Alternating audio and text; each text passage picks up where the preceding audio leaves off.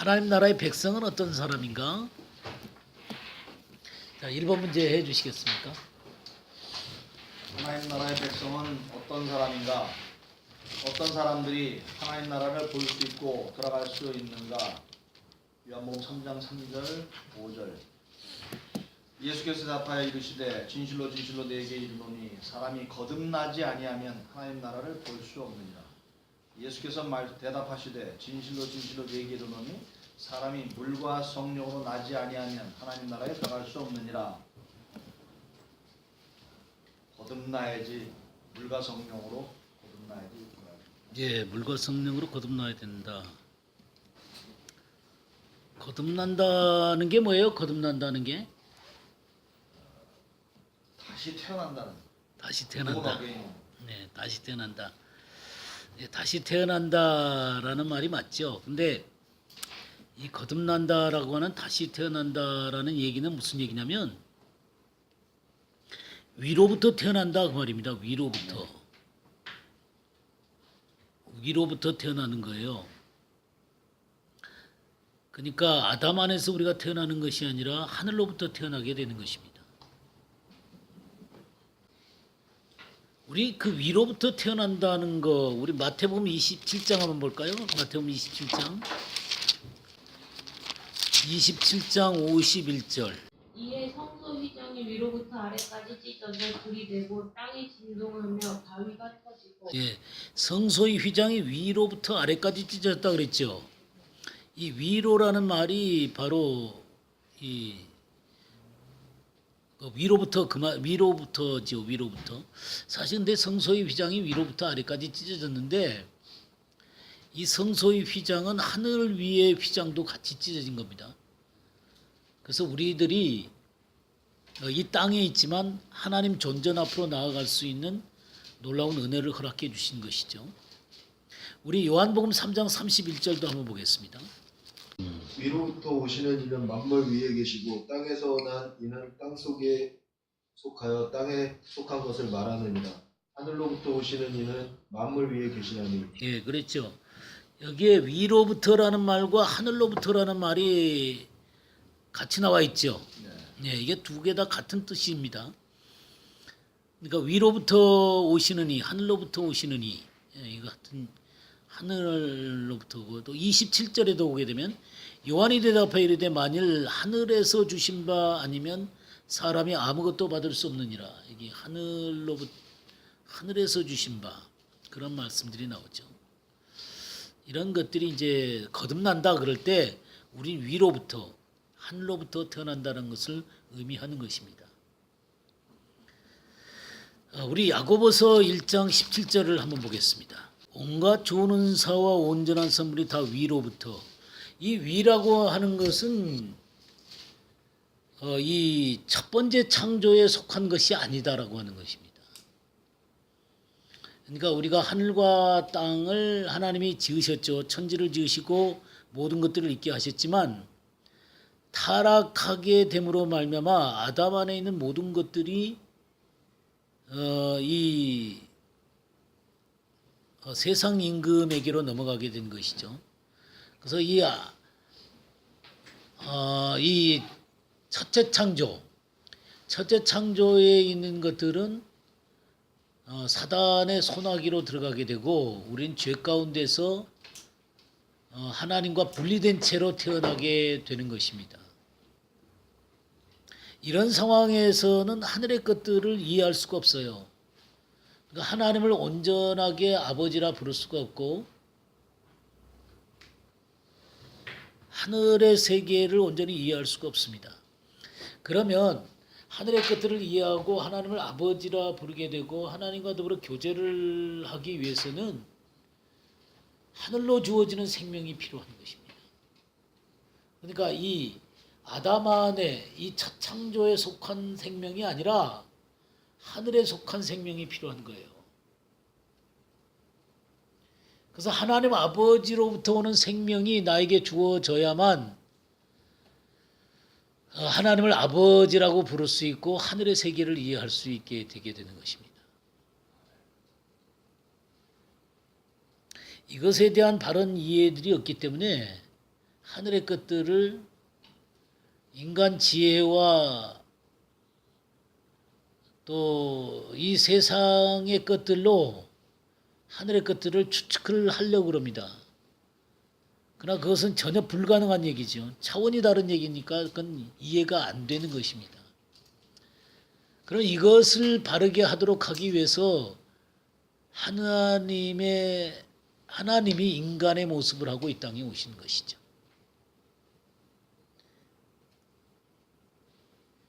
그래서 예수 그리스도를 모신 사람들에게 하늘의 생명을 나누어 주게 되는 것입니다.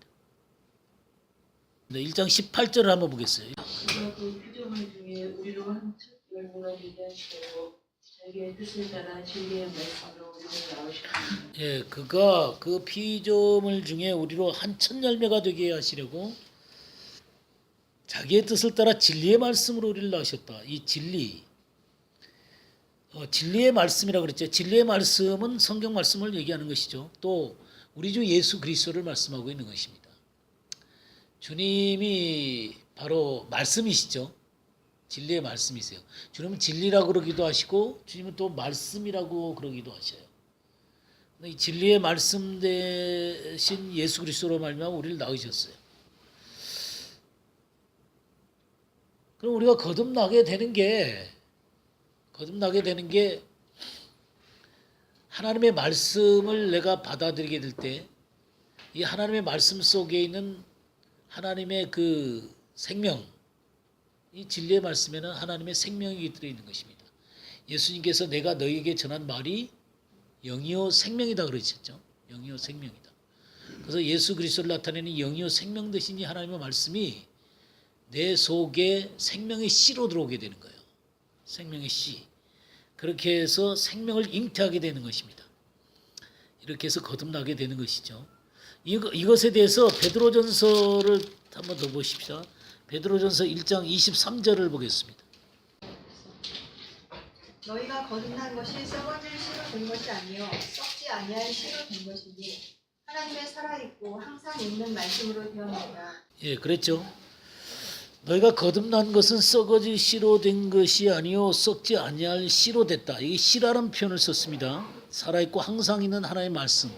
이 씨가 바로 항상 살아있는 하나님의 말씀입니다. 말씀.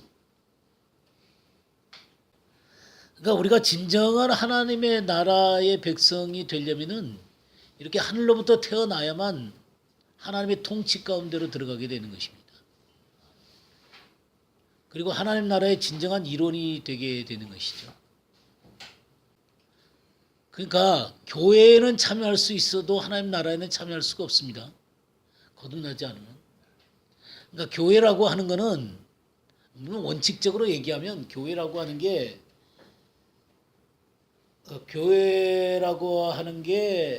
그 세상에서부터 부르심을 받은 자들의 모임이라고 얘기하잖아요.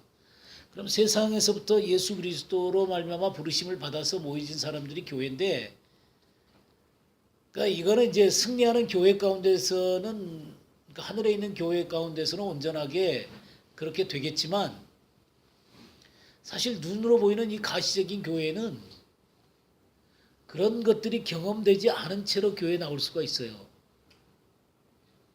그러니까 하늘로부터 태어나지 않은 채 그냥 교회에 다니면서 1년, 2년 다니면서 또 학습도 받고 세례도 받고 집사도 받고 뭐 심지어는 장로도 될 수 있고 목사도 될 수 있어요. 거듭나지 않은 채. 그러니까 하늘의 생명이 없는 채로 교회의 활동 가운데는 참여할 수 있을지 모르겠지만 하나님 나라의 백성은 되어질 수가 없는 것입니다. 그러니까 하나님 통치 가운데 들어갈 수는 없는 거예요. 그러니까 이 교회와 하나님 나라는 일치하는 것은 아닙니다. 그러니까 교회라고 하는 것, 그러니까 하늘에 있는 교회와 하나님 나라는 일치할 수 있겠죠. 하늘의 교회와 하나님 나라는 일치할 수 있겠지만 이 가시적인 교회, 현재 이 가시적인 교회에 있는 그 교회와 하나님의 나라는 온전하게 일치하지는 않습니다. 왜냐하면 거듭나지 않은 채 교회에서 교회의 생활 가운데 동참은 하지만 거듭나지 않은 사람이 있을 수 있기 때문에 그렇습니다. 그래서 우리가 거듭나게 되면 이 하늘의 생명을 갖고 하나님이 통치하는 세계 가운데 참여를 하게 되게 되는 것입니다. 그래서 하나님의 통치의 모든 영역 가운데 이 사람이 주인공으로 들어가게 되는 거예요. 하나님의 다스림 가운데 들어가게 되고 하나님의 통치 가운데 참여하게 되어지게 되는 것입니다. 이 개념을 알아야만 하나님의 나라가 뭔지에 대해서 좀 더 깊이 이해할 수가 있습니다. 이런 개념 없이는 잘못하면 하나님의 나라를 세상 나라와 비슷한 나라로 이해를 하게 돼요. 그러면 하나님의 나라를 전혀 이해할 수가 없습니다. 그러니까 이 하나님의 나라를 이해하려면은 이런 그 거듭남부터 분명히 해야 되는 것입니다. 자, 이렇게 우리가 하늘의 생명을 갖고 거듭나게 되어졌을 때 어떻게 하나님 나라에 동참하게 되냐면 에베소서 3장을 한번 보겠어요. 14절에서 19절을 한번 보겠어요.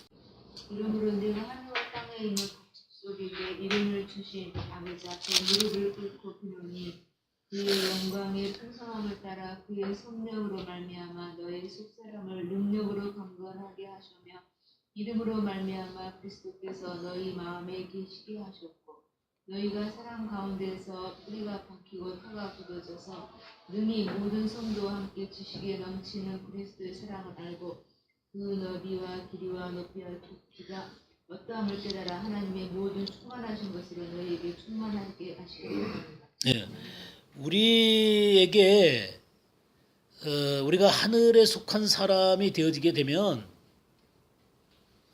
여기 하나님의 성령께서 우리 속사람 가운데 있는 성령께서 이 16절이 정확하게 이 16절을 이해하려면은 그의 영광의 풍성함을 따라 그의 속사람 가운데 있는 성령으로 너희를 강건하게 하신다 이 말이에요. 속사람 안에 있는 성령님이세요. 속사람 우리의 내면 가운데 있는 성령님으로 말미암아 너희가 강건하게 되기를 원한다. 영어에도 그렇게 나와 있습니다. 영어에도 그렇게 나와 있고 어쨌든 이 본래 의미도 그렇습니다. 본래 의미도 우리 속사람 가운데 있는 성령님으로 너희가 강건해지기를 원한다. 우리가 거듭났기 때문에 성령님께서 우리를 영적으로 강건하게 할 수가 있는 것이죠. 또 이 17절에 보게 되면 믿음으로 말미암아 그리스도께서 너희 마음에 계시게 하시었고 지금 우리 안에 예수님을 믿었을 때 그리스도가 들어와 계십니까? 근데 이건 또 무슨 기도예요? 믿음으로 말미암아 그리스도께서 너희 마음에 계시게 하시었고 통치죠. 통치. 예, 우리 안에 계신 그리스도가 우리를 통치하신 분으로 거하시는 것입니다. 통치하시는 분으로 거하는. 그러니까 우리가 예수 그리스도를 간 믿었을 때 우리가 구원받기는 하지만 통치 가운데로 바로 들어가는 사람도 있을 수 있겠지만 대부분 다 통치 가운데 들어가는 건 아니에요. 이 성숙의 기간들이 필요하지요. 그러면서 우리의 그 육신들이 깨어져 나가고 우리의 혼이 성령께 굴복이 되어지고 말씀에 굴복되어져야만 주님의 통치 가운데 들어가게 되는 것입니다. 그렇게 이 믿음이라고 하는 것은 그러니까 믿음에서 믿음에 이른다 그랬잖아요. 그죠? 믿음에서 믿음으로 이른다. 그러니까 한 번의 믿음이 모든 것을 결정하는 것은 아닙니다. 예수 그리스도를 믿음으로 우리가 구원을 받게 되어지는 것에서 출발해서 완전한 그 성숙에까지 믿음이 우리를 이끌어가게 되는 것이죠. 이렇게 그 온전한 자리까지 나아가는 믿음의 변화들이 있습니다. 그런 믿음을 통해서 그리스도의 통치 가운데로 들어가게 되는 것이죠. 그러면서 이 18절에 능히 모든 성도와 함께 지식에 넘치는 그리스도의 사랑을 알게 되고 그렇게 돼서 더 이제 성숙하게 되어질 뿐만 아니라 그리스도의 사랑을 더욱더욱 알게 되어지게 되는 것이죠. 알게 되어지게 되는데 19절에 그 너비와 길이와 높이와 깊이가 어떠함을 깨달아 하나님의 모든 충만한 것으로 너에게 충만하게 하시기를 원하노라. 사실 이 모든 넓이, 길이, 높이, 깊이에 하나님의 충만함이 있습니다. 근데 이것이요, 이 충만함이 이 말씀에 보면 너희에게 충만하게 하시기를 구한다 그랬잖아요. 우리가 주님 안에서 성숙한 만큼, 우리가 주님 안에서 장성한 자리까지 간 만큼 이 충만함이 알게 되게 되는 것입니다. 그러니까 거듭나서 우리는 하나님의 충만함을 맛보기 시작하는데, 이 맛보신 하나님의 충만함은 하나님의 세계를 이 하나님의 영으로 말미암아 알아가는 것만큼 알게 되어지게 되는 것입니다. 이 하나님의 무한한 충만함을 점점 성숙해 갈수록 더 크게 알게 되어지게 되는 것이죠. 그래서 이 거듭남이라고 하는 것은 생명의 잉태가 시작된 것인데, 생명이 내 속에 잉태되어지게 된 것인데, 이제 그것은 시작인 것이죠. 그죠? 시작인 것이고, 무엇으로 가야 돼요? 완성으로 가야 됩니다. 완성으로 가야 돼요. 네, 우리 요한복음 10장 10절 한번 보겠습니다. 도둑이 오는 것은 도둑질하고 죽이고 멸망시키려는 것뿐이요 내가 온 것은 양으로 생명을 얻게 하고 더 풍성히 얻게 하려는 것이라. 예, 우리 주님이 오신 이유가 양으로 뭘 얻어요? 생명을 얻어요. 생명을 얻어. 그걸로 끝나는 게 아니에요. 생명을 얻게 하고 어떻게 하도록? 더 풍성하게 얻도록. 그럼 생명은 점점 더 풍성하게 우리 속에서 역사할 수 있다는 얘기네요. 그죠? 네, 점점 더 풍성하게 역사할 수 있습니다.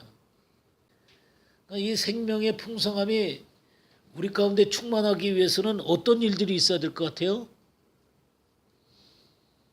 이 충만함이 내 속에서 더 풍성해지려면 어떻게 해야 될 것 같아요? 네, 우리가 성숙해야죠. 네, 성숙해야죠. 이 성숙한 만큼 이 풍요로움을 누릴 수 있습니다. 그러니까 성숙이라고 하는 것은 내 자아의 죽음과 성령의 지배 밑에 들어감으로 우리는 성숙해지는 것이죠. 하나님의 말씀의 진리의 말씀 가운데 우리가 설수록, 하나님의 진리의 말씀 가운데 거할수록 우리는 성숙해져 가는 거예요. 그 물과 성령으로 거듭나라 그러는데 물은 뭐예요? 물과 성령으로 거듭나간다 그랬죠. 예, 물은 두 가지 해석이 가능합니다. 두 가지 해석이 가능한데, 물이라고 하는 것은 그 세례의 영역과 같은 거예요. 물로 세례를 받잖아요. 그러니까 물로 우리가 세례를 받는다는 얘기는, 세례라고 하는 것은 본래는 침례예요. 침례. 그러니까 물 속에 장사 지내지고 부활하는 거거든요. 그러니까 나의 죽음과 예수 그리스도로 말미암아 부활을 경험하는 것이죠. 그러니까 내 자아의 죽음과 내가 예수 그리스도와 함께 죽음과 그리고 주님과 함께 내가 새롭게 태어난 자가 된다는 의미죠. 이런 그 물이라고 하는 것은 그런 의미를 갖고 있습니다. 그래서 나는 예전에 아담 안에 있는 나는 죽었고 하나님 안에서 나는 새롭게 산 자다라는 분명한 의식이죠. 또 뭐 두 번째로는 뭘로 해석할 수가 있냐면 말씀으로 해석할 수 있습니다. 말씀. 우리가 에베소서를 한번 볼까요? 에베소서 5장 26절 한번 보겠습니다. 5장 26절 읽어주시기 바랍니다. 에베소 5장 26절 이는 곧 물로 씻어 말씀으로 깨끗하게 하사 거룩하게 하시고. 예, 이게 물로 씻어 말씀으로 깨끗하게 하사. 그러니까 이 물을 말씀으로 보는 것이죠. 말씀으로 정결하게 되는 것입니다. 하나님의 말씀 가운데 우리 영혼이 깨끗해지는 것이죠. 예수 그리스도의 말씀을 믿음으로 우리가 정결케 되어지게 되는 것이죠. 그렇게 해서 정결케 되어진 우리 가운데 성령님께서 들어오셔서 우리를 새롭게 하시는 것입니다. 새롭게 태어나게 하는 거예요. 이걸 보고 거듭난다 그러는 거예요. 거듭난다.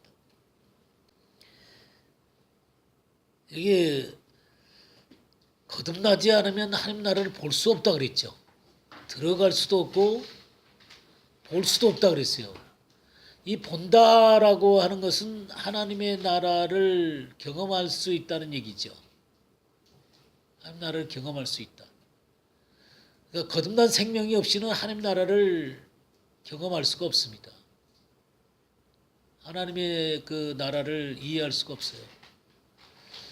그렇기 때문에 이 거듭난다라고 하는 것은 너무나 중요한 문제입니다.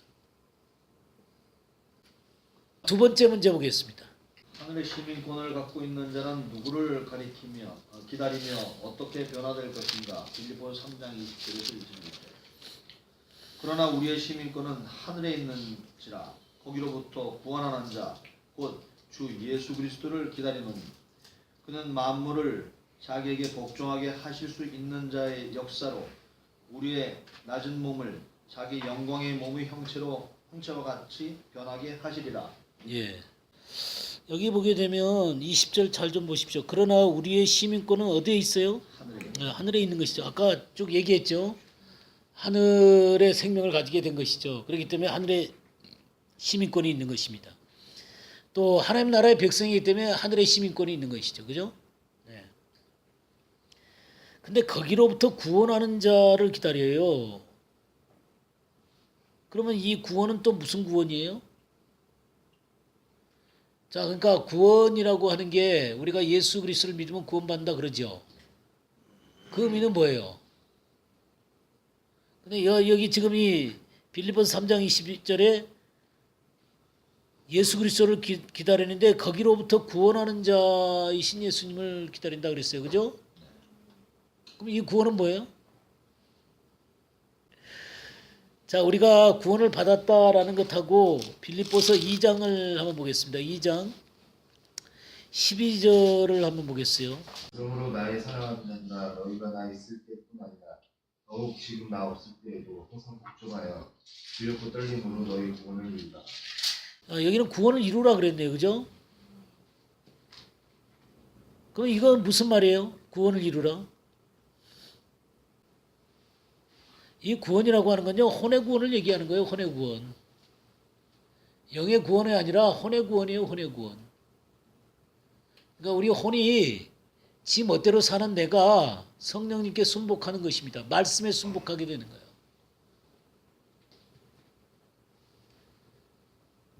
우리 혼이라고 하는 게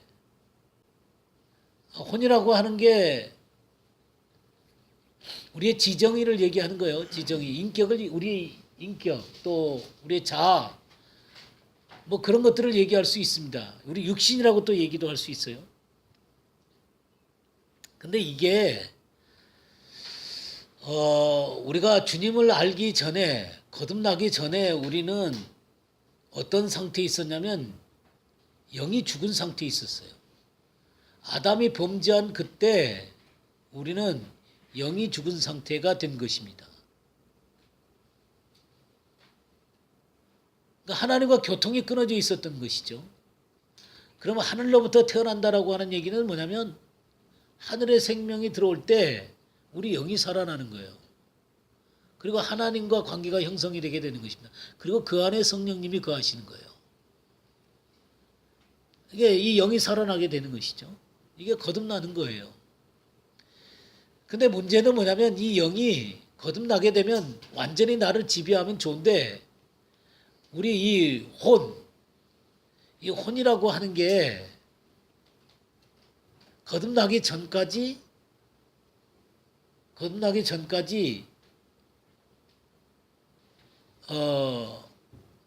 이 아담 안에 있는 것들로 교육을 받아왔다 이 말이에요. 타락한 본성에다가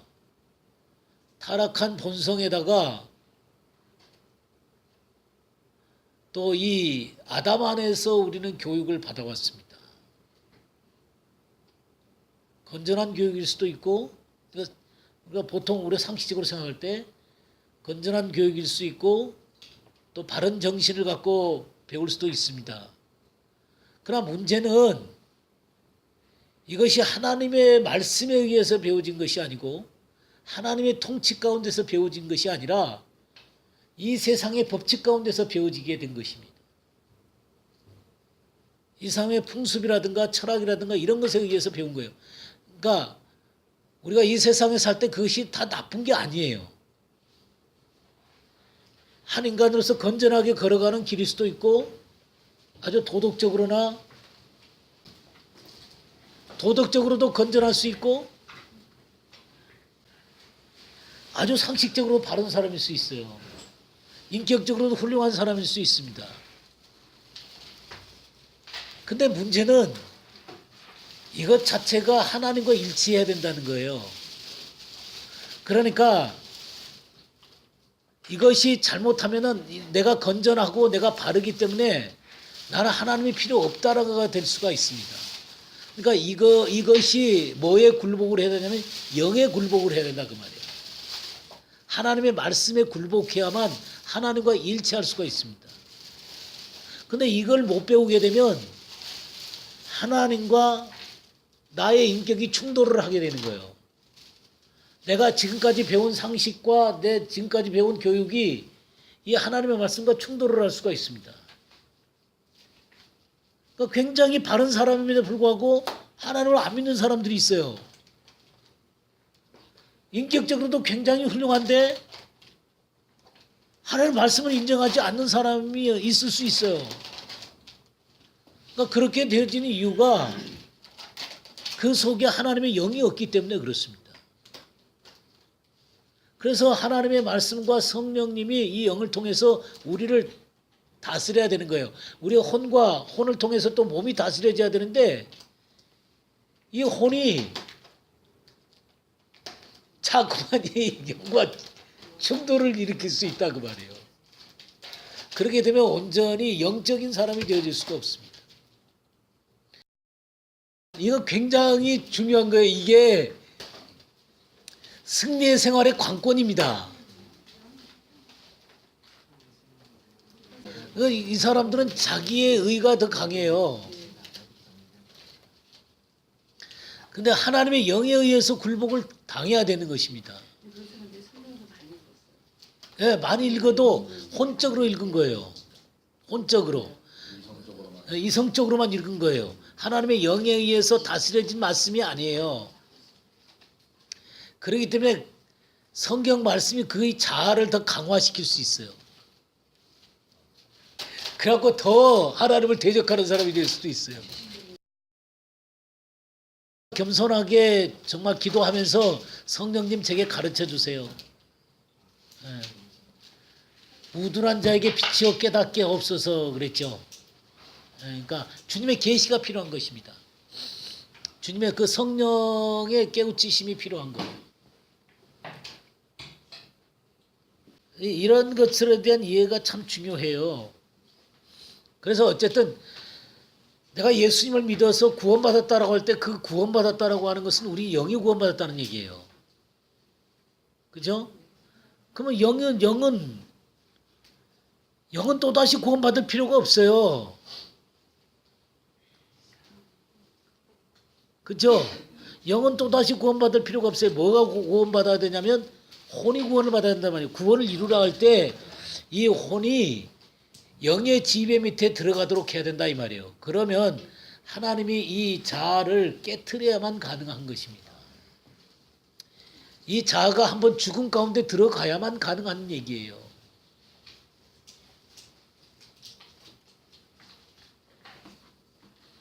그것이 구원을 이룬다는 것이고요. 빌립보서 3장 20절에는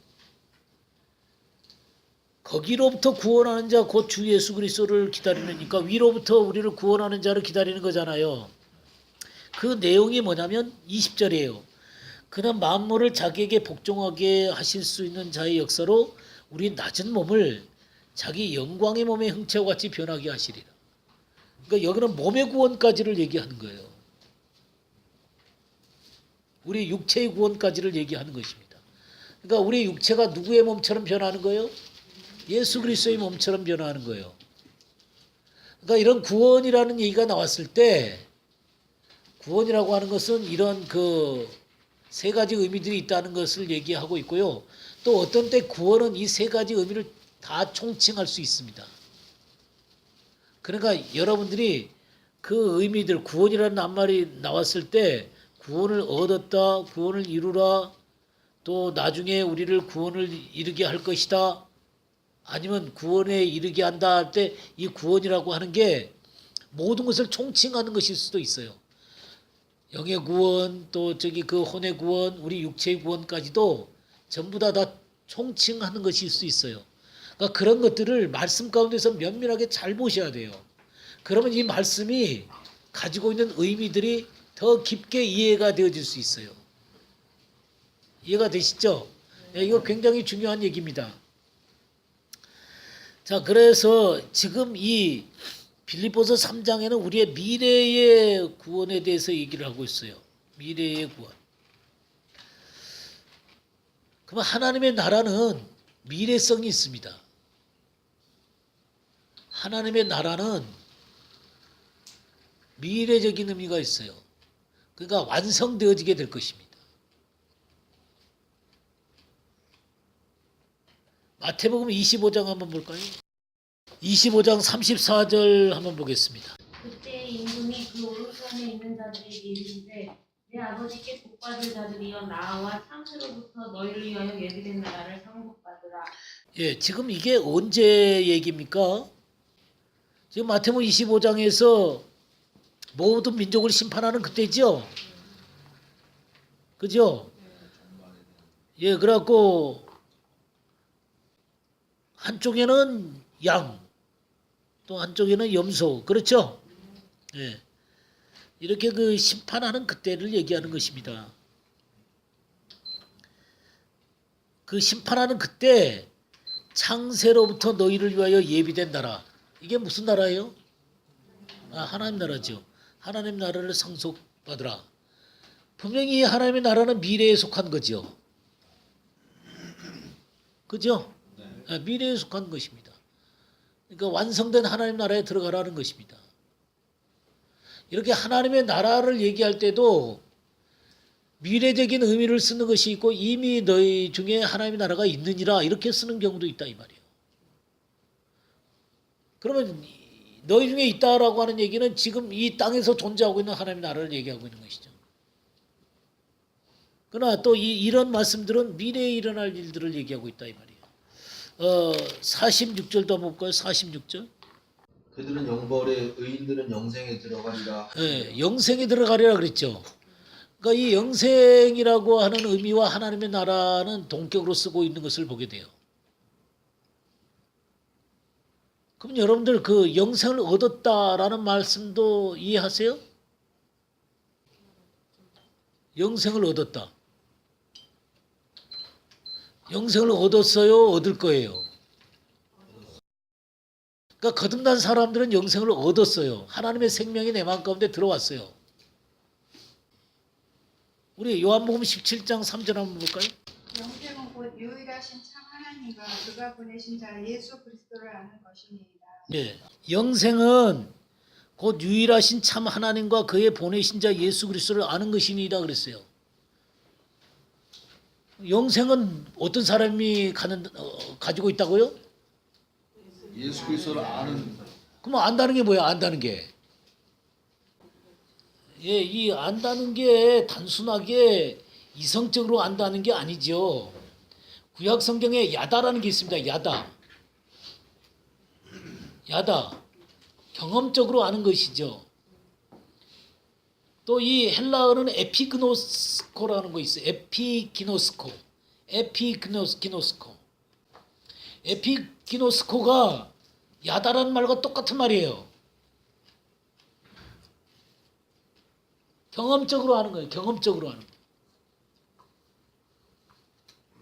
그러니까 내가 머릿속으로 아는 게 아니라 내 영이 아는 거예요. 내 영이 살아나서 하나님을 아는 거예요. 그러니까 이런 요한복음 10장 3절을 그 이성적으로 이해를 했다. 이런 거 아니에요. 그 하나님이 내 하나님이라는 걸 내 영이 아는 거예요. 내 존재가 그 아버지 되심을 경험한 거예요. 그 하나님의 영이 내 속에 들어오셔서 하나님을 내가 알게 되는 거예요. 그러니까 그런 알미지 단순하게 우리 이성적인 삶이 아니란 말이에요. 이 영생은 이런 것은 영생을 소유하고 있는 것이죠. 영생을 소유하고 있는 거예요. 그래서 요한복음 3장 36절 같은 데 한번 볼까요? 아들을 믿는 자에게는 영생이 있고 아들에게 순종하지 아니하는 자는 영생을 보지 못하고 도리어 하나님의 진노가 그 위에 머물러 있느니라. 예, 아들을 믿는 자에게는 뭐가 있다 그랬어요? 영생이 있을 거라 그랬어요? 있고, 예, 이미 있어요. 이미 있습니다. 이렇게 영생이 있어요. 그런데 아까 마태복음 25장에서는 의인은 영생에 들어가고 악인은 영벌에 들어간다 그랬죠? 그 영생은 뭐예요? 미래적인 의미죠. 예, 미래적인 의미예요. 이 미래적인 하나님의 나라와 이 영생은 동일한 얘기예요. 그럼 내가 영생을 얻었다라고 하는 얘기는 하나님 나라의 백성이 됐다는 말하고 또 똑같은 말이에요. 그리고 여기에 있는 하나님 나라의 동참한 자가 됐다는 거예요. 그러니까 이런 것들에 대한 이해를 가지고 있어야 돼요. 그러니까 이 미래적인 하나님의 나라는 영생과 동일한 것이구나. 이것에 대해서 조금 더 보십시다. 마태복음 19장을 한번 보겠습니다. 16절을 보겠어요. 어떤 사람이 죽게 와서 이르되 선생님이여 내가 무슨 선한 일을 하여야 영생을 얻으리까? 지금 뭘 얻기를 원했어요? 굉장히 갈망을 갖고 이 젊은 이 사람이 관원이 왔어요. 와가지고 무슨 선한 일을 하여 영생을 얻으리까? 그랬어요. 주님이 이 사람한테 재물을 갖다가 다 팔아갖고 가난한 사람한테 나눠주라 그랬죠? 예, 가난한 사람들한테 나눠주라 그랬어요. 그러니까 조금 있다가 가난한 사람들한테 나눠주라 그러니까 이 청년이 어떻게 했어요? 근심하고 갔어요. 그죠? 근심하고 갔어요. 이걸로 참 이 사람의 진정한 이 사람이 영생을 얻는 문제에 대해서 영생에 대한 관심은 많았지만 그 온 존재로 이 영생을 얻기를 원한 것은 아니었다 그 말이죠. 이 영생보다도 더 중요한 게 그의 이 재물의 문제였어요. 주님은 그것을 아셨어요.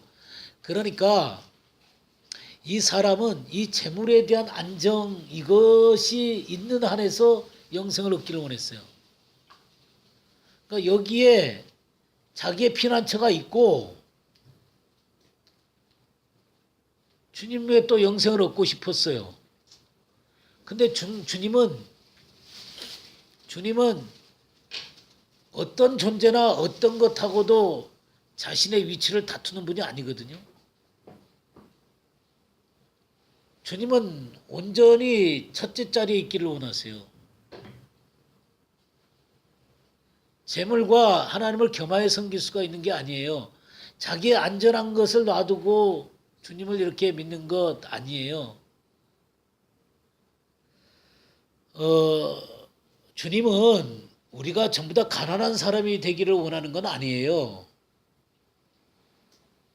우리가 가난한 사람이 되기를 원하는 게 아니라 우리의 거짓된 안정으로부터 그러니까 하나님이 아닌 다른 것에 우리의 그 안정된 것에 우리의 마음을 두는 그것에서부터 우리를 해방시키기 원하는 거예요.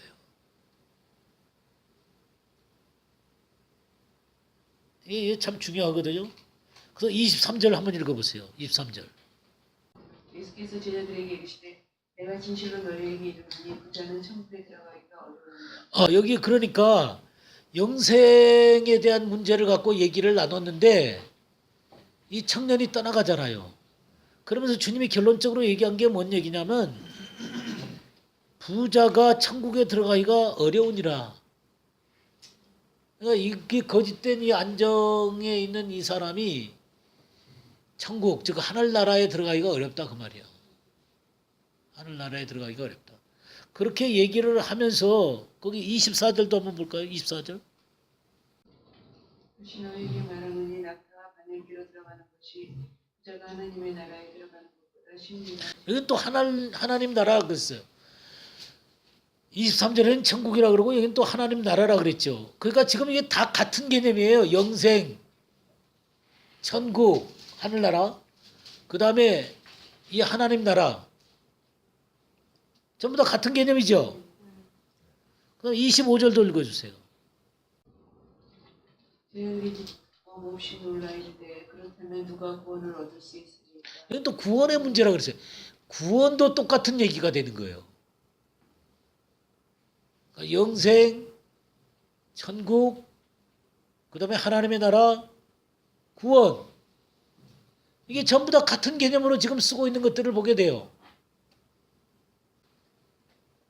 그러나 중요한 것은 이러한 모든 것들은 미래적인 의미로 쓰고 있다는 것입니다. 미래적인 의미로. 그래서 미래에 우리 육체까지 구원받게 되는, 우리 육체까지 변모가 되어지게 되는 것이죠.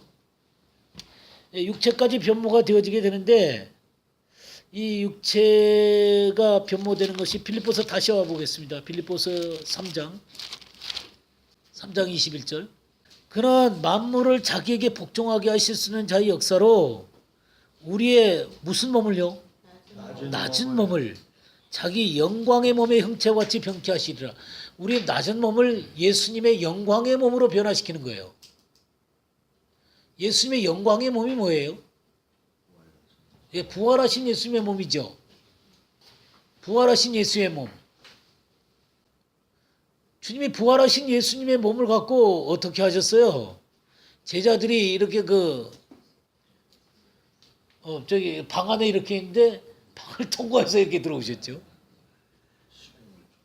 시공을 초월해서 그 몸이 왔어요. 그러니까 주님이 나타나시니까 제자들이 영이다 그랬잖아요. 그러니까 나는 영이 아니라 육체를 갖고 있다고 말씀하셨어요. 그러면서 고기를 달라 그래갖고 고기를 먹잖아요. 그러니까 그거는 육체가 있다는 얘기를 얘기하는 거예요. 영의 몸이다 그런 얘기죠. 영의 몸. 영의 몸. 영의 몸이라고 하는 것은 몸은 몸인데 우리 지금 이 땅의 몸, 그러니까 이 아담의 세계 가운데 첫째 창조 가운데 있는 이 혈과 육의 몸이 아니에요. 몸은 몸인데 하늘에 속한 몸이에요. 그렇게 됨으로 말하면 이 몸은 이 시공간을 초월하는 몸이 되는 것입니다. 그러니까 다른 몸이죠. 굉장히 영광스러운 몸이에요. 이것을 조금 더 보죠. 고린도서 15장 40절에서 50절까지 보겠어요. 하늘에 속한 형체도 있고 땅에 속한 형체도 있으나 하늘에 속한 자의 영광이 따로 있고 땅에 속한 자의 영광이 따로 있으니 해의 영광도 다르며 달의 영광도 다르며 별의 영광도 다른데 별과 별의 영광이 다르도다. 죽은 자의 부활도 이와 같으니 썩을 것으로 심고 썩지 아니할 것으로 다시 살며 욕된 것으로 심고 영광스러운 것으로 다시 살며 약한 것으로 심고 강한 것으로 다시 살며 육의 몸으로 심고 신령한 몸으로 다시 사나니 육의 몸이 있은즉 또 신령한 몸이 있느니라.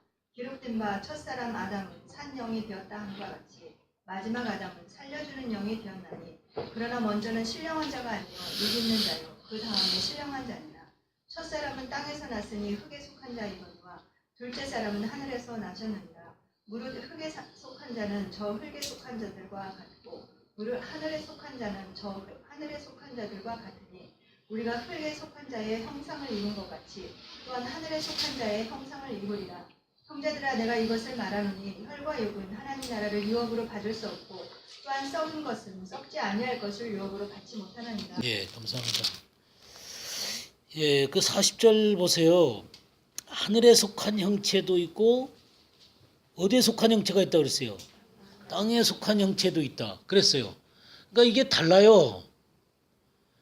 몸은 같은 몸인데 하늘에 속한 몸이 있고 땅에 속한 몸이 있는 거예요. 그러니까 성경이 말하고 있는 것을 정확하게 이해하는 게 중요해요. 그러니까 하늘에 속한 형체가 있고 땅에 속한 형체가 있어요. 하늘에 속한 것의 영광이 따로 있고 땅에 속한 것의 영광이 따로 있으니 그러니까 하늘에 속한 형체가 갖고 있는 영광과 땅에 속한 형체가 갖고 있는 영광이 달라요. 여러분들 인간의 몸이 굉장히 정교하고 아름답게 지어진 거 알죠? 굉장히 정교해요.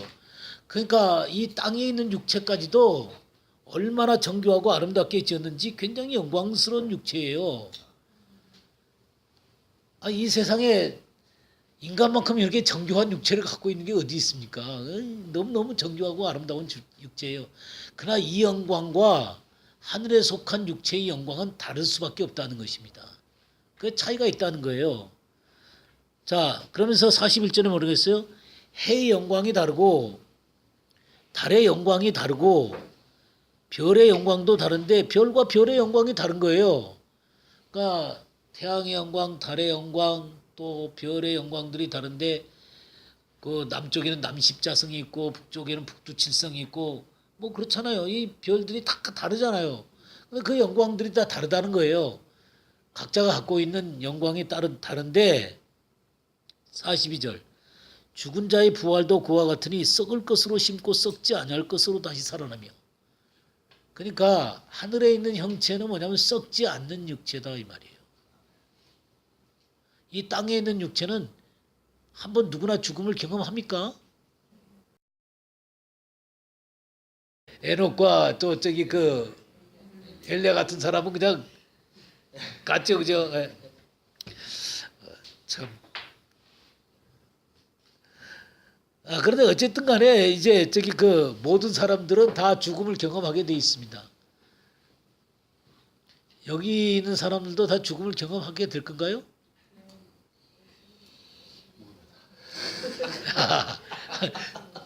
주님이 오시게 되면 우리 휴거해갖고 올라가게 되잖아요. 그러니까 그거 참 그 소망스러운 거죠. 소망합니다. 네. 그런 그때까지 주님이 안 오시면 뭐 어차피 우리는 한번 죽음을 경험해야 됩니다. 예. 근데 어쨌든 이 변화된 몸은 썩지 않는 몸이에요. 그 다음에 42절에 뭐라 그래? 43절에 2절에 뭐라 그랬어요? 42절, 3절. 욕된 것으로 심고 영광스러운 것으로 다시 살며 그랬어요. 욕된 게 뭐예요? 왜 욕돼요? 이 몸이 욕된 이유가 뭡니까? 이 몸이 죄를 많이 지었죠. 죄도 짓고 병들고. 예. 죄 많이 지었으니까 욕돼요, 욕돼. 이때까지 사시면서 한번 입 좀 생각해 보세요. 입. 그 입으로 얼마나 많은 사람들을 정죄하고, 입. 이 발이 어디를 갔는가 생각해 보세요. 이 눈이 뭘 받는가를 생각해 보세요. 하여튼 이 손이 어떤 짓을 했는가를 한번 생각해 보세요. 그러니까 성경에 보면 우리 목구멍이 열린 무덤이라고 그랬거든요.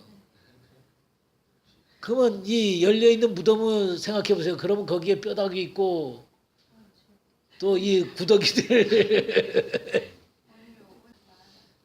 그게 욕된 거예요. 욕된 거.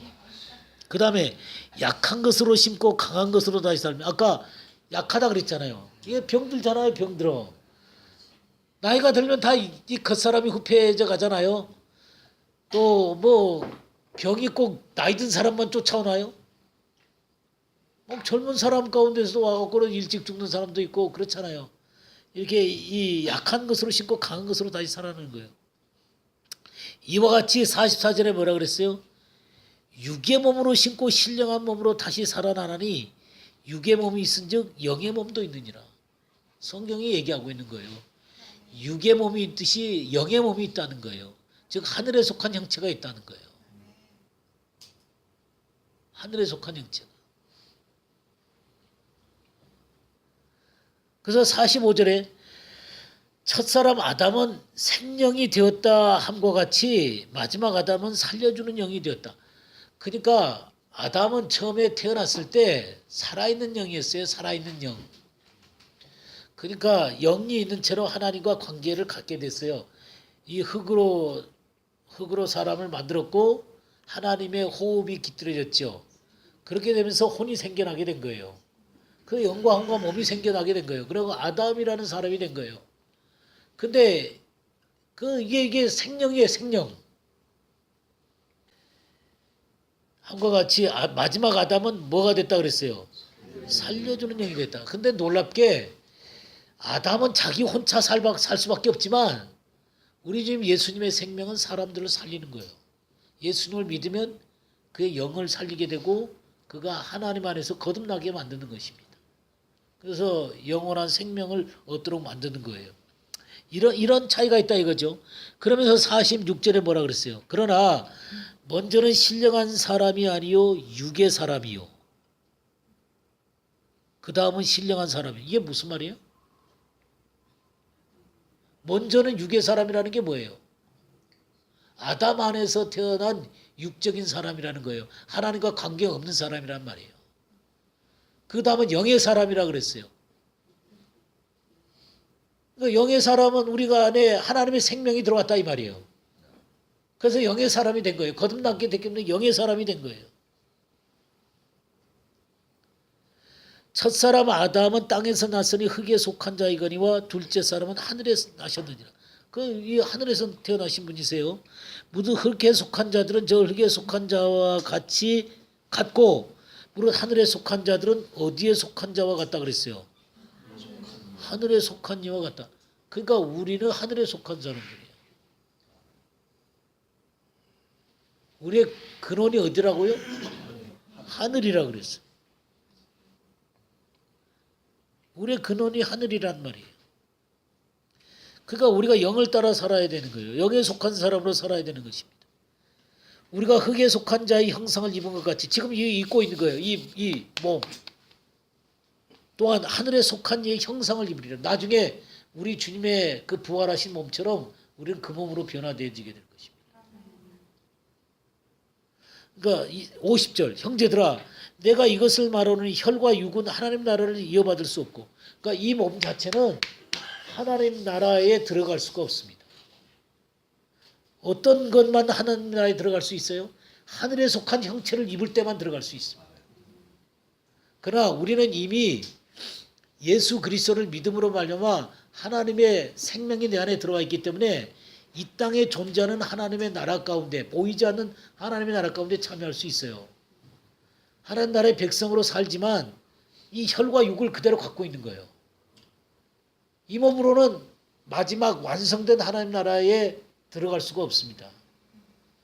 그러면 어떤 때 들어가요? 우리의 몸이 예수 그리스도의 영광의 몸처럼 변화될 때 그 하늘나라에 들어갈 수가 있게 되게 되는 것이죠. 그런 얘기를 지금 하고 있는 것입니다. 자기의 가장 아름다운 특성으로 변모되어지게 될 것입니다. 그러니까 우리가 그런 몸으로 변화되어지게 될 것입니다. 자, 우리가 그런 몸으로 변화되어져서 하나님 나라에 간 마지막 그림이 뭐냐면 요한계시록 22장을 한번 보겠어요. 22장 1절에서 4절 한번 보겠습니다. 또 그가 수정같이 맑은 생명수의 강을 내게 보이니 하나님과 및 어린 양의 보좌로부터 나와서 길 가운데로 흐르더라. 강 좌우에 생명나무가 있어 12가지 열매를 맺되 별마다 그 열매를 맺고 그 나무 잎사귀들은 만국을 치유하기 위하였더라. 다시 저주가 없으며 하나님과 그 어린 양의 보좌가 그 가운데 있으리니 그의 종들이 그를 섬기며 그의 얼굴을 볼터이요 그의 이름도 그들의 이마에 있으리라. 예, 여기에 지금 생명수 강이 흐르는 거죠. 영원한 관계, 영원한 그 생수를 먹는 거죠. 다시는 연약함도 없고 그런 그 하나님의 그 영광을 같이 누린다는 표현을 쓰고 있습니다. 그러면서 3절에 다시 저주가 없다 그랬어요. 하나님과 그 어린 양의 보좌가 그 가운데 있으리니 우리 가운데 하나님이 함께 거해 주시는 거예요. 함께 거주해 주시는 거예요. 그리고 그분의 이름이 우리 이마에 있어요. 우리가 하나님의 소유라는 것을 드러내는 것입니다. 그래서 이렇게 그 마지막 때 이 하나님 나라가 완성될 때는 다시는 연약함도 또 다시는 죽음도 그런 것이 있을 수가 없죠. 그러니까 완전한 하나님과의 깊은 교제 가운데 들어가게 되는 모습을 볼 수가 있습니다. 이것이 하나님 나라의 미래의 모습이에요. 이렇게 미래가 있다라고 하는 사실들을 얘기를 하고 있고요. 세 번째 보겠습니다. 그리스도 예수 안에 있는 자에게는 어떤 일들이 일어나는가? 그러므로 이제 그리스도 예수 안에 있는 자에게는 결코 정죄함이 없나니 이는 그리스도 예수 안에 있는 생명의 성령의 법이 죄와 사망의 법에서 너를 해방하였습니다. 예수 안에 있는 자들에게는 정죄함이 없고 생명의 성령의 법이 죄와 사망의 법에서 나를 해방하셨다. 예. 여기 생명의 성령의 법이 죄와 사망의 법에서 나를 해방했습니다. 우리는 더 이상 육신에 있지 않고 영에 있는 것이죠. 성경 우리는 육신에 있지 않고 영에 있다. 이런 표현을 쓰는데요. 이 생명의 성령의 법이 죄와 사망의 법에서 너를 해방했다. 그것 전에 이제 그리스도 예수 안에 있는 자에게는 결코 정죄함이 없다 그랬잖아요. 정죄함이 없다 그랬는데 이것을 바르게 이해하기 위해서는 킹제임스 성경을 보는 게 좋아요. 킹제임스 성경에는 어떻게 써 있냐면 그리스도 예수 안에 있는 자에게는 결코 정죄함이 없는데 거기에 덧붙였어요. 그 그리스도 예수 안에 있는 자를 뭐라고 썼냐면 육신을 따르지 않고 영을 따라 행하는 그리스도 예수 안에 있는 그들에게는 정죄함이 없다. 이렇게 돼 있어요. 다시 한번 불러드릴까요? 육신을 따르지 않고 영을 따라 살아가는 그리스도 예수 안에 있는 자에게는 결코 정죄함이 없다. 뭐가 붙어 있어요? 육신을 따르지 않고 영을 따라 행하는 그리스도 예수 안에 있는 자에게. 그러니까 예수님 안에 있다라고 하는 사람은 뭐냐면 육신을 따르지 않고 영을 따르는 사람이라는 거예요. 그러니까 정죄함이 없는 게 이제 예수님을 믿었기 때문에 예수님께서 우리의 모든 죄를 용서했기 때문에 우리가 정죄함이 없다 이렇게도 생각할 수 있겠지만 한 단계 더 들어가고 이제 내가 성령을 따라 살기 때문에 죄를 안 짓기 때문에 정죄함이 없다는 거예요.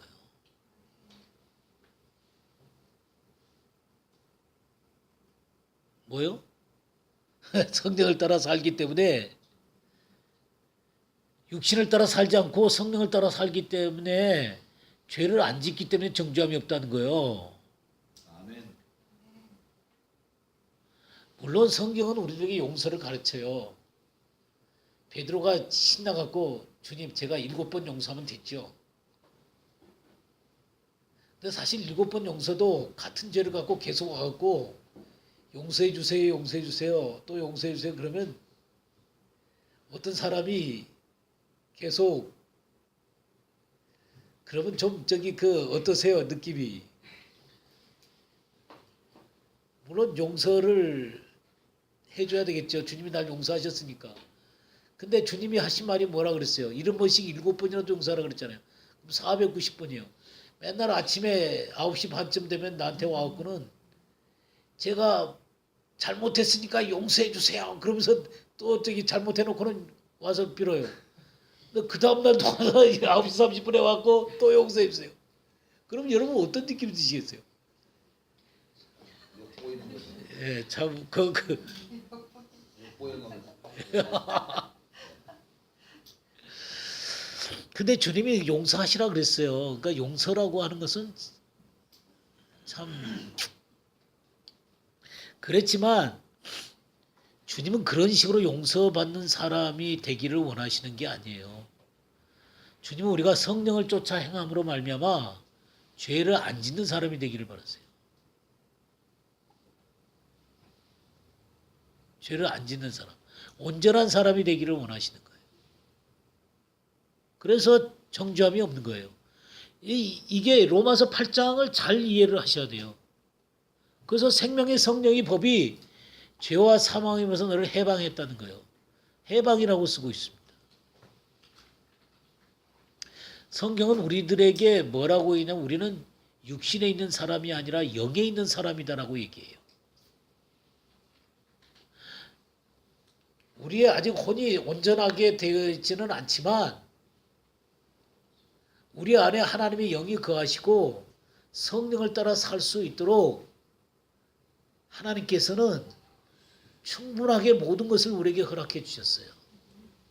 그래서 우리가 영에 속한 사람으로 생명의 성령의 법을 따라서 승리를 할 수 있도록 살아가도록 하셨어요.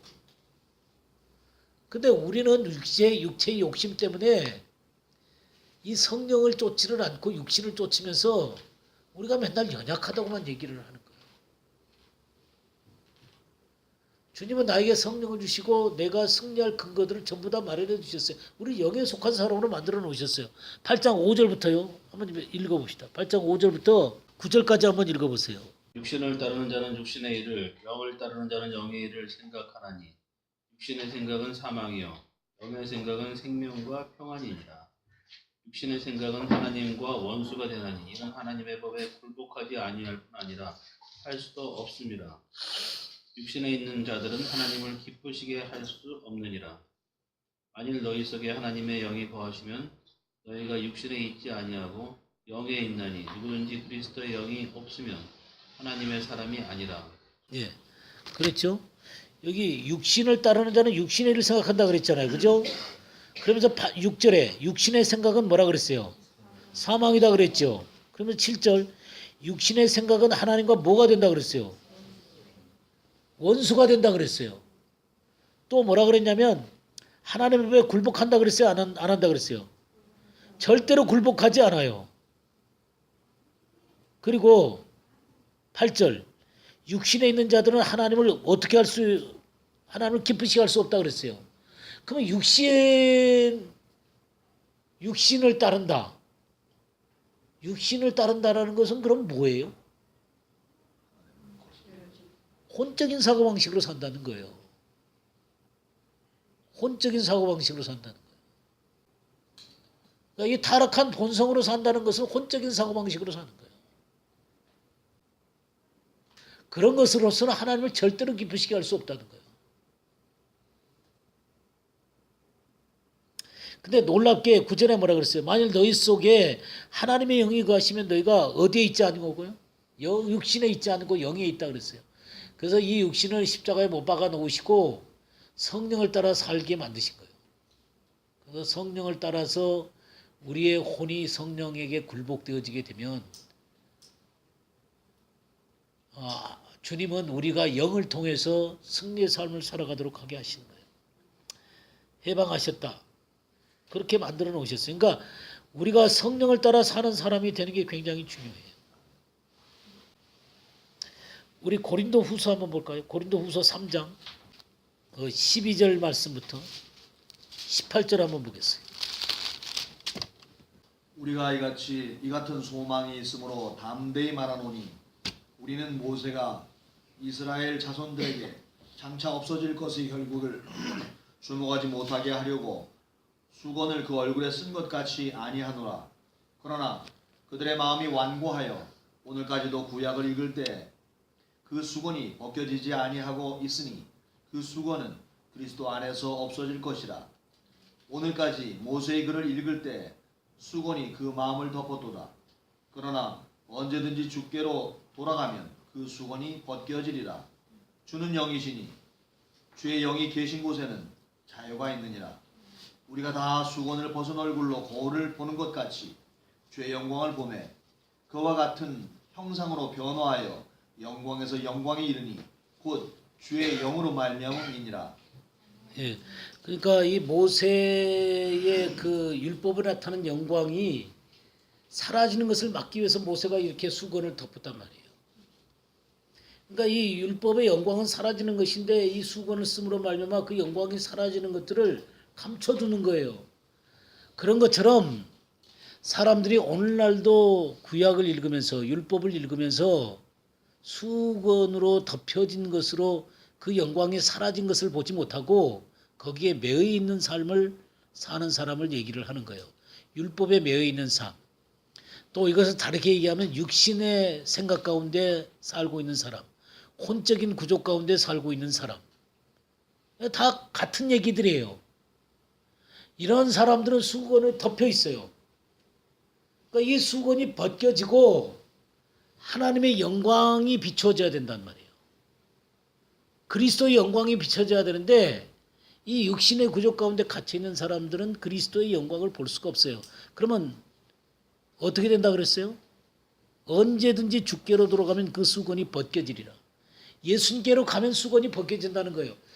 그러니까 예수님은 이 수건을 벗겨서 예수님 안에 있는 영광을 그 사람에게 보여주기를 원하고 있어요. 그런데 그것을 뭐라고 쓰냐면 17절에 주는 영이시니 주의 영이 계신 곳에는 자유가 있느니라. 그래서 그 모든 죄를 용서하고 하나님의 성령이 그와 함께 해주시는 거예요. 그래서 영에 속한 사람이 되게 하셔서 이 사람이 계속해서 이 새 언약의 영광 가운데서 계속 영광으로 발전돼 가기를 원하세요. 18절에 우리가 다 수건을 벗은 얼굴로 거울을 보는 것 같이 주의 영광을 보매 계속 성장을 하는 거죠. 온전하게 성장돼 가는 거예요.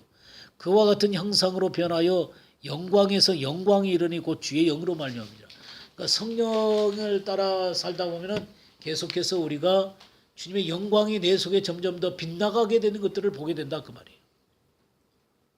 중요한 것은 우리들의 이 육신의 구조가 벗겨지는 것이 굉장히 중요한 것입니다.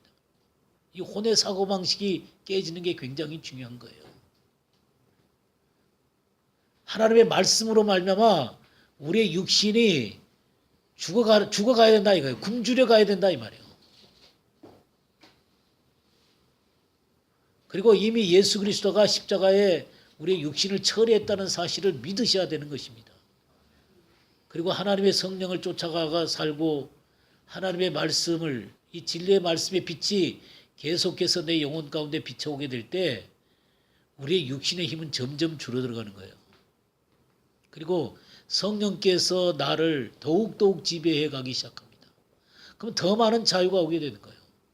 그러면 더 많은 영광에서 영광으로 나아가게 되는 것입니다. 이런 것들이 이 그리스도 예수 안에 있는 자에게 있는 놀라운 일이에요. 그래서 하나님 나라의 백성들이 살아가는 방식은 성령을 쫓아 살아가는 것입니다. 성령이 주시는 자유와 또 이 성령께서 우리의 육신의 굴레들을 벗겨내셔서 영광에서 영광으로 성숙해 가는 것입니다. 이게 자유예요, 자유. 그러니까 우리가 성령을 쫓아 하나님의 말씀을 지키고 온전하게 그 가운데 서게 되면 설수록 우리 가운데 자유가 주어지게 되는 것입니다. 그건 절대로 얽매임이 아니에요. 그건 진정한 자유예요. 죄와 세상과 육신에 대한 자유입니다. 근데 이걸 안 하는 사람들은 계속 육신의 문제 가운데 얽매이게 되고 죄 가운데 얽매이게 돼서 진정한 자유를 경험을 못하는 것이죠. 자, 4번 문제 보겠습니다. 그리스도의 죽으심이 주를 믿는 자들로 어떻게 생각하는가? 우리로부터 15절 그리스도의 사랑은 우리를 굳건하시는도다. 우리가 생각하건대 한 사람이 모든 사람을 대신하여 죽었은즉 모든 사람이 죽은 것이라. 그가 모든 사람을 대신하여 죽으심은 살아있는 자들과 하여금 자신의 그들 자신을 위하여 살지 않고 오직 그들을 대신하여 죽었다가 다시 살아나신 이를 위하여 살게 하려 함이라. 예. 자신을 위하여 살지 않고 예수 그리스도를 위하여 네, 그렇죠. 근데 14절에 보면 그리스도의 사랑이 우리를 강권하신다 그랬어요. 거기 보면 우리가 생각하건대 한 사람이 모든 사람을 대신하여 죽었은즉 이 한 사람이 누구예요? 예수님이죠.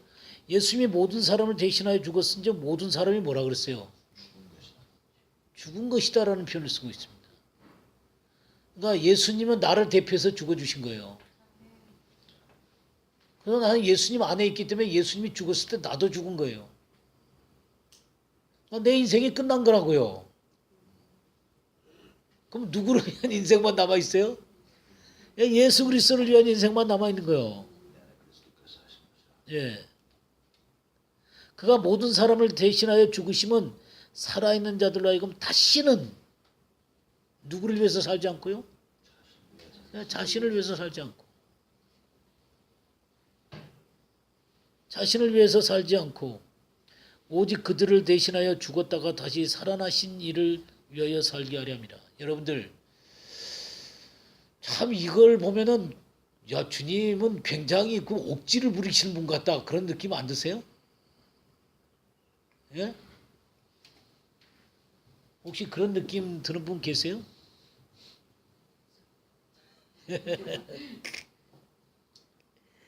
그냥 우리 그대로 놔두면요 우린 죄 짓다가 지옥 가는 수밖에 없어요.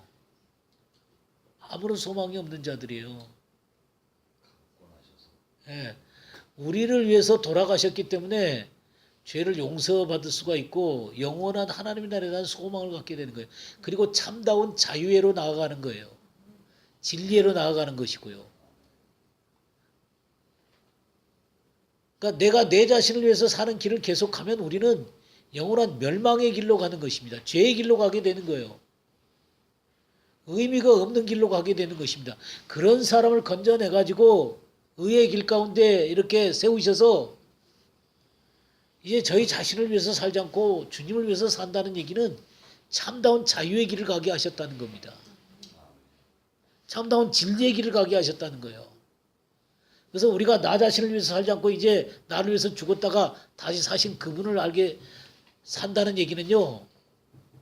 이것이 내 속에 저항감이 없다는 얘기는 그 주님을 내가 인격적으로 깊이 안다는 얘기입니다. 정말 주님과 나와 사랑의 관계가 깊어졌다는 얘기를 하는 거예요. 근데 이게 자꾸 내 속에서 저항감을 느끼게 되면 그 사람은 아직 예수님과 인격적인 관계가 뭔지를 잘 모르는 사람이에요. 예수님과 나와의 그 사랑의 관계가 어떤 관계인지를 깊이 이해를 못한 사람입니다. 그러니까 이게 저항감이 생기는 거예요. 그러나 주님과 나와 인격적으로 깊이 하나가 되어지고 연합하게 되고 서로 사랑하는 관계가 되면 기꺼이 내가 주님 때문에 죽는 것에 대해서 너무 기꺼워한다는 거죠. 너무 감사하게 되고. 굉장히 다른 거예요. 우리 누가복음 한번 볼까요? 누가복음 9장 57절에서 62절. 길에 가실 때 어떤 사람이 여짜오되 어디로 가시든지 나는 따르리이다. 예수께서 이르시되 여우도 굴이 있고 공중에 새도 집이 있으되 인자는 머리 둘 곳이 없도다 하시고 또 다른 사람에게 나를 따르라 하시니 그가 이르되 나로 먼저 가서 내 아버지를 장사하게 허락하옵소서.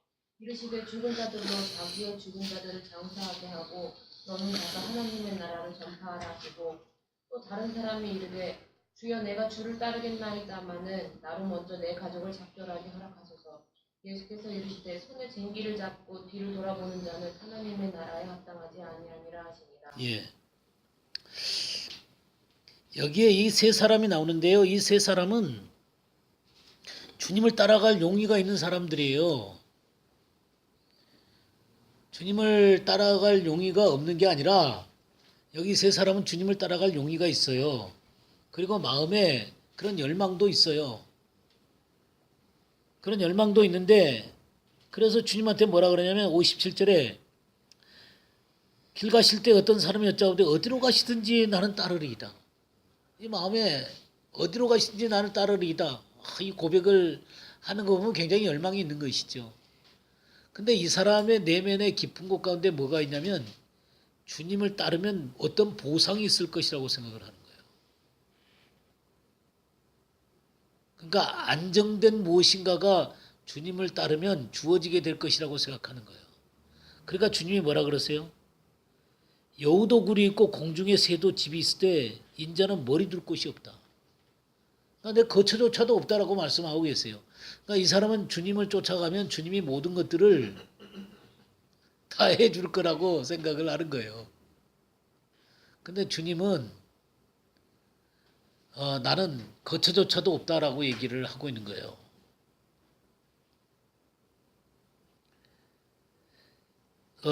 제가 이 한국에 남아가지고 선교사로 있다가 남아공으로 갈 모든 준비들을 한 다음에 주님이 한국에 남으라 그러는데 이게 참 암담하더라고요. 뭐 선교사 그만두게 되면 이제 그 뭐 헌금하는 게 다 끊길 거 아니에요, 그죠? 그리고 그런 것이 있으면 남아공 가서 사역 뭐 하면 저기 다 뒤에서 뒷바라지 해주니까 그게 가능한데 한국에 남으라 그러는데 야 이거 남아갖고 이거 굶어 죽는 거 아니야 이거. 뭐 선교사가 다 처분하고 가갖고 뭐가 있겠어요? 그 뭐 그렇다고 정규적인 게 들어오는 것도 아니고 뭐 집이 있는 것도 아니고 또 그렇다고 무슨 사역지가 있는 것도 아니고 그런 상황인데 주님이 남으라 그러는 거예요. 참 마음에 생각이 많죠. 그렇지만 이제 제가 주님과 따르는 시간이 뭐 40여 년이 넘었잖아요. 그동안 주님께서 저에게 가르쳐 준 것들이 참 많았어요. 주님과 함께 했을 때 주님은 결코 그 버림을 당하지 않는다는 걸 나는 뭐 무수하게 경험을 해왔었기 때문에 이 문제 가운데서도 주님이 나에게 응답할 것이다라는 믿음이 있었던 거죠. 그래서 제가 한국에 과감하게 남은 거죠. 남았는데 주님께서 지금까지 다 먹여 살리셨어요. 집도 주시고 교회도 주시고 예평 모임도 주시고 참 부족함이 없이 하셔요.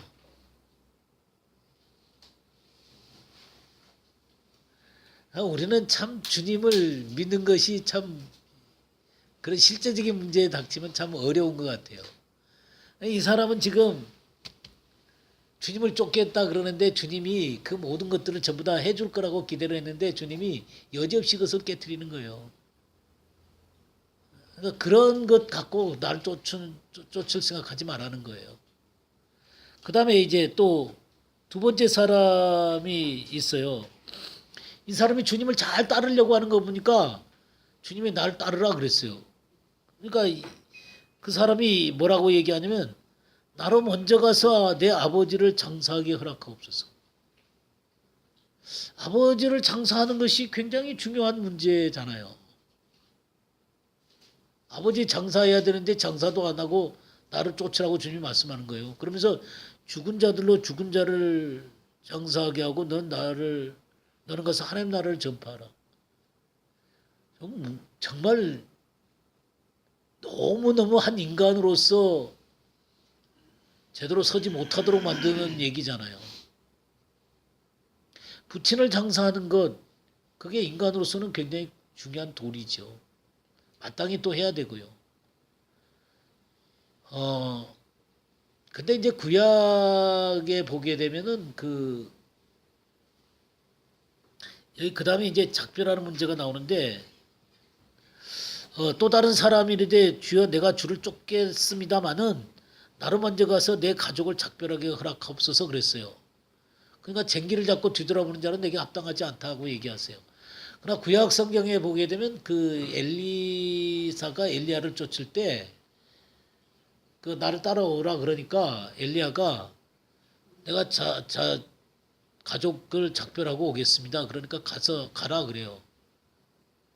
그래서 작별을 하고 온다고요. 그럼 왜 이게 두 개가 달라요?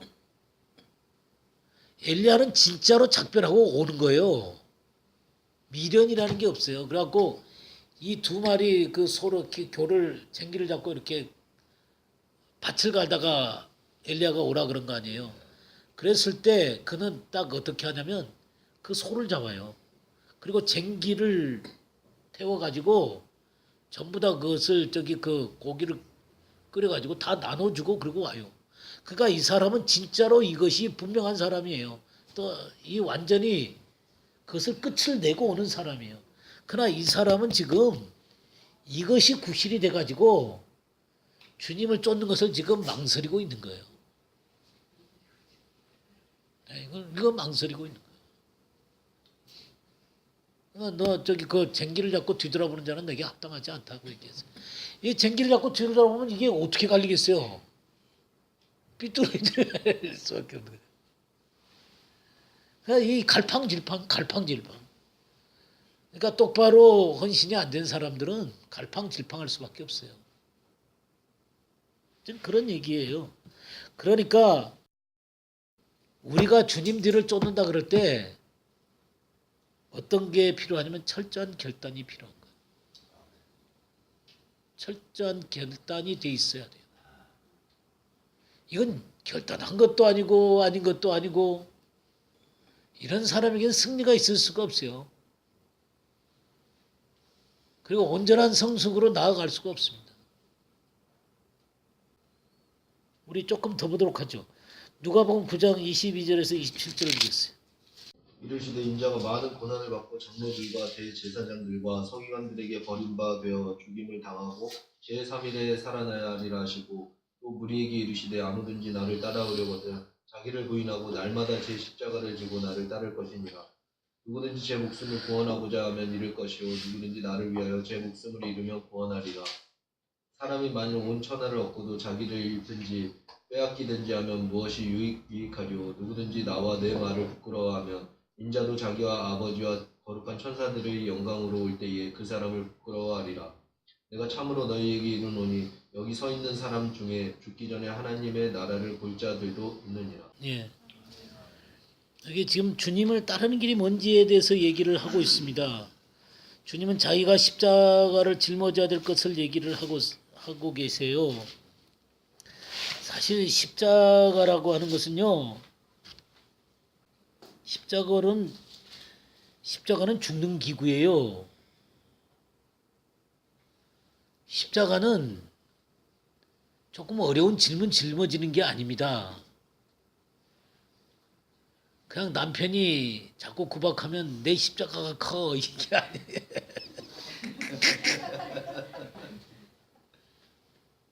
그게 십자가가 아니에요. 그건 인생의 짐이지. 그건 십자가가 아니에요. 십자가는 죽는 기구예요. 내가 죽는 것이에요. 죽는 거. 주님의 그 주권과 통치 속으로 들어가는 것입니다. 이거요. 이게 내 내면 가장 깊은 곳에서 일어나는 거예요. 나의 죽음이 선언되는 곳입니다. 근데 우리는 죽지 않고 주님을 쫓아가는 길이 있다라고 자꾸 생각을 해요. 사실 그런 길은 없습니다. 우리에게 이르시되 아무든지 나를 따르거든 자기를 부인하고 날마다 제 십자가를 지고 나를 따를 것이다. 우리는 결정적으로 한번 죽어야 되지만 또 매일 내 뜻을 포기하는 일들이 있어야 되는 것입니다. 그러니까 십자가라는 것은 매일매일 내 뜻을 포기하고 주님의 뜻을 받아들이는 거예요. 여기 이런 말씀이 있어요. 24절에 누구든지 제 목숨을 구원하고자 하면 잃을 것이요 누구든지 나를 위하여 제 목숨을 잃으면 구원하려. 이 목숨이라는 게 소울이에요. 소울. 혼입니다. 혼. 이 혼적인 이 삶을 버리는 사람들, 죽는 사람들이 진정으로 영으로 사는 거예요. 그러나 혼적인 삶을 죽기 싫어하면 그 사람은 진짜 하나님과 아무 관계가 없어요. 여기 부끄럽다라는 말을 쓰세요. 부끄럽다. 26절에 누구든지 나와 내 말을 부끄러워하면 인자도 자기와 아버지와 거룩한 천사들의 영광으로 올 때에 그 사람을 부끄러워하리라. 그러니까 이 하나님의 말씀을 말씀답게 여기지 않는 사람들을 주님이 부끄러워하세요. 예, 이런 것들이 참 철저한 결단이 참 필요하고요. 우리 마태복음 11장 12절 한번 볼까요? 세례 요한의 때부터 지금까지 천국은 침노를 당하나니 침노하는 자는 빼앗느니라. 예, 여기 그 세례 요한의 때로부터 지금까지 천국은 침노를 당한다. 이제 주님이 오셔서 이제 천국이 시작됐기 때문에 침노를 이 세상에 침노했을 뿐만 아니라 천국 자체가 침노를 받아요. 이 침노라는 말이 무슨 말이냐면 격렬하게 임한다 그 말이에요. 격렬하게 임한다. 격렬하게 임한다. 격렬하게 침노하고 들어가는 자는 빼앗는다 그랬어요. 천국을. 격렬하게 투쟁하는 자들이죠. 이 천국은요, 사실은 이 천국에 대한 얘기를 성경이 할 때 무서운 전쟁과 같은 얘기를 하세요. 무서운 전쟁과 같은 얘기를 하시는데 마태복음 10장을 한 34절.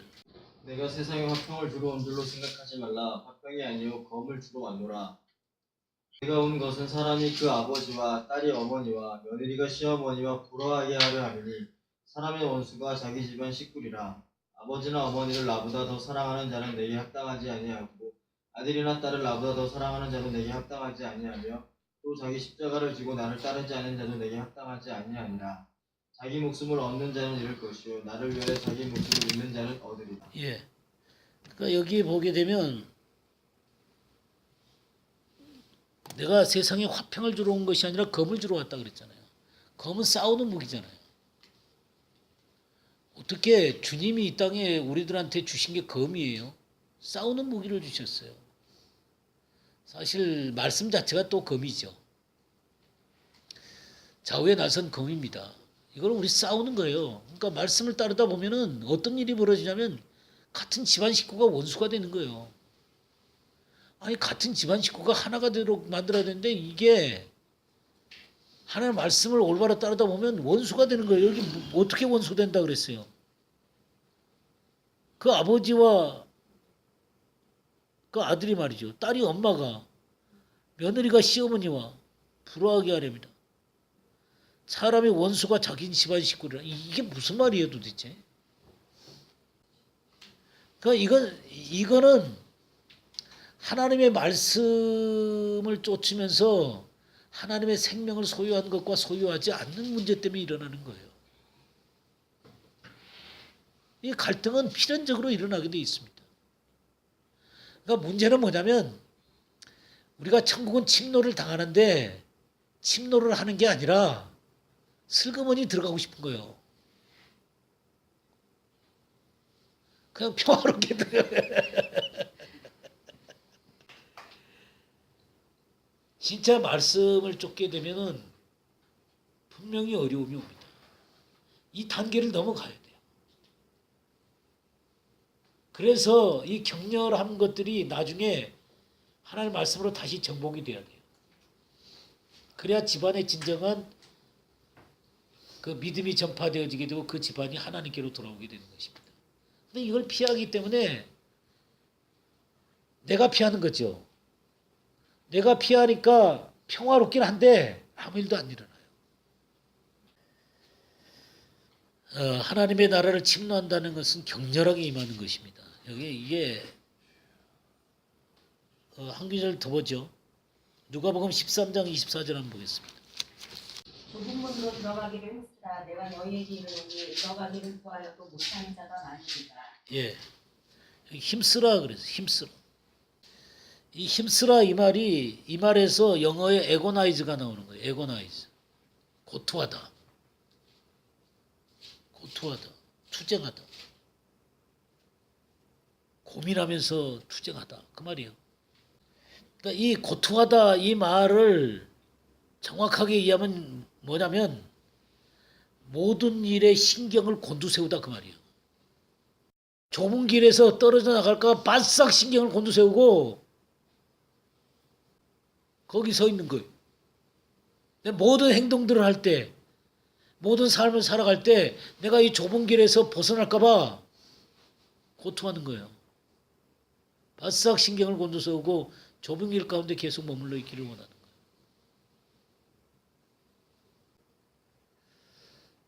거예요. 이것이 주님 다시 오실 때 결국 남은 자들이 되는 거예요. 이게 남은 자의 삶이에요. 그냥 우리는요, 뭘 배우지 말아야 되냐면 종교인이 되는 것을 배우고 있어서는 안 돼요. 진짜 하나님의 말씀을 따르는 사람들이 되어야 됩니다.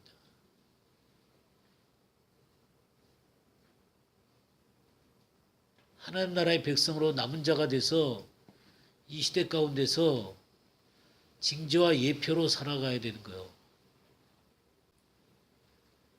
우리 신앙생활은 교회 생활이 아니에요. 교회 생활도 한 부분이 되겠지만 교회 생활이 신앙생활이 아닙니다. 하나님의 말씀을 따르는 삶이 신앙생활이에요. 하나님의 영으로 살아가야 되는 것이죠. 좁은 길을 바싹 신경을 곤두세우고 그 길을 똑바로 걷기 위해서 전진해 가는 사람들입니다.